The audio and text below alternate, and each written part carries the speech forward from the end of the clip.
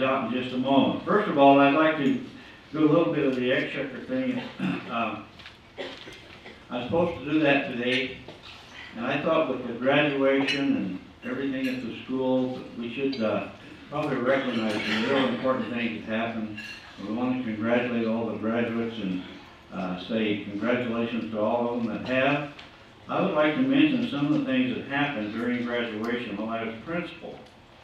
And some of the Rotarians that are here now that were Twin Falls graduates probably participated in some of those things I'm going to mention. Probably the one that stands out was a few years ago. I'm not going to say exactly what year. I arrived at the school at my regular time, about a quarter after 6 or so, and I noticed that the halls were clear and everything, and there were kids already lining up at the pop machine. And I couldn't figure it out. So I just went on about my business and came back about time school started, and there was a long line of kids lined up at the pop machine. I thought, man, what's going on? I went down there, and guess what? There was no pop in the pop machines. It was full of beer. Now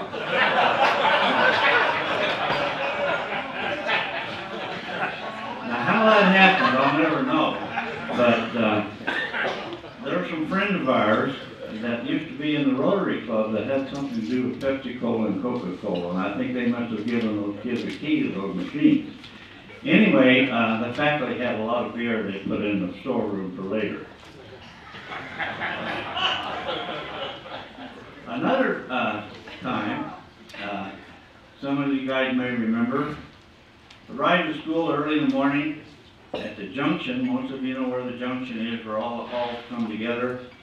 There was about a 1,000-gallon water tank sitting right in the middle of the junction.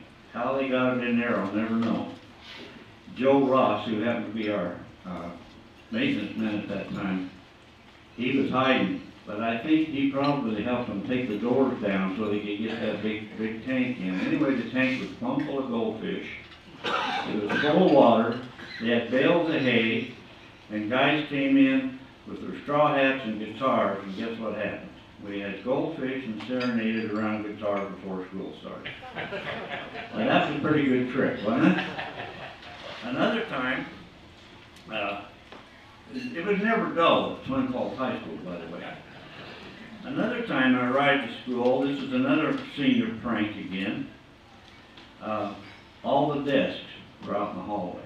1,000, 3,000, whatever amount of desks we had, they're all out in the highway, all stacked up. Boy, I immediately told everybody, let's get down there and get those desks back in the room so we can start school. Guess what? We couldn't get the doors open. They had all the locks plugged with some kind of metal, I think it was lead. It took us a half a day to get it cleaned out. So, needless to say, the faculty and all of us weren't really happy with that, but we finally got them cleaned out and got the desk back in, and we never did get anyone to admit who did that. Dave Van England, do you know anyone that did that? No. No? No. Some of you guys probably do know. I'd like to know. To this day, I don't know who did it. Anyway, it was quite expensive. Of course, you know about the rock. One of the classes put the rock out there way back in the 60s, and it always is set on fire and all that kind of thing. But another time he came to school, and on top of the building, guess what was on top of the building? What? Outhouse. Outhouse. I wish that's all it was. A what? Dinosaurs, right. Remember out at Bliss when they had that great big old dinosaur? It was on top of our building. How in the world that thing got up there? You know about that, huh, Rod? And then the very next year, another thing happened. We came to school, and there were tires all the way around the flagpole, clear to the top. 100 feet. And we were challenged to get those tires off. Guess how we got the tires off the flagpole? How do you think we did it? What? When you were retired?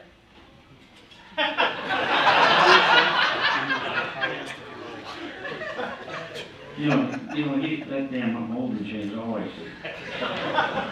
You're a painter butt, you know that? Your boys were too, they probably had something to do with it. Anyway, we tried everything in the world. We couldn't find a picker or a truck or anything to get the things off, so we guess what? Some guy that had a lot more sense than I did came up and we took a chainsaw and cut the suckers and took them off of there. That's how we got them off. Then the next thing that happened, and this was kind of nice.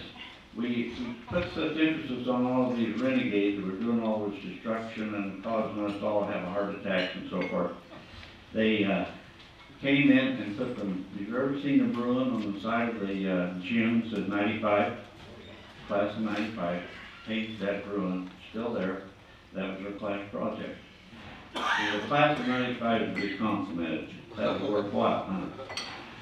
Then the other class following that couldn't be outdone, so they put the Bruin gym sign across the new edition that we had. So it wasn't everything all bad, but the year before I retired, probably had the one that caused the most stress. Guess what that was? There was Vaseline on all the toilets, on the lid, and of course you couldn't see it. And